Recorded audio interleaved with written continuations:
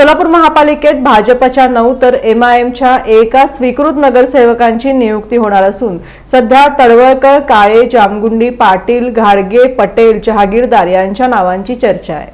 महापालिका निवडणुकीत भाजपला 87 जागांवर विजय मिळाला।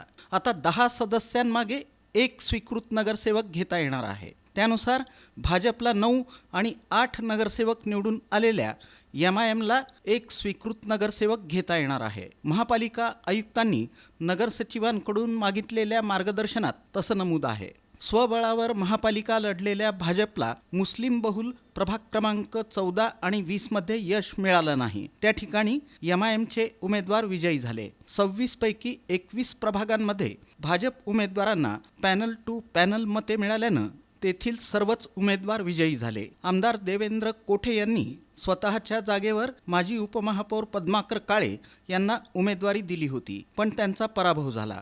त्यांना किंवा श्रीकांत घाडगे यांना स्वीकृतची संधी मिळू शकते। तसंच भाजपच्या शहराध्यक्षा रोहिणी तडवळकर यांनी निवडणुकीत मोठी मेहनत घेतली। ज्येष्ठ माजी नगरसेवक प्रभाकर जामगुंडी, जगदीश पाटील यांचंही योगदान आहे। याशिवाय अन्य काही उमेदवार नवीन चेहऱ्यांनीही पक्षाला मोठी मदत केली।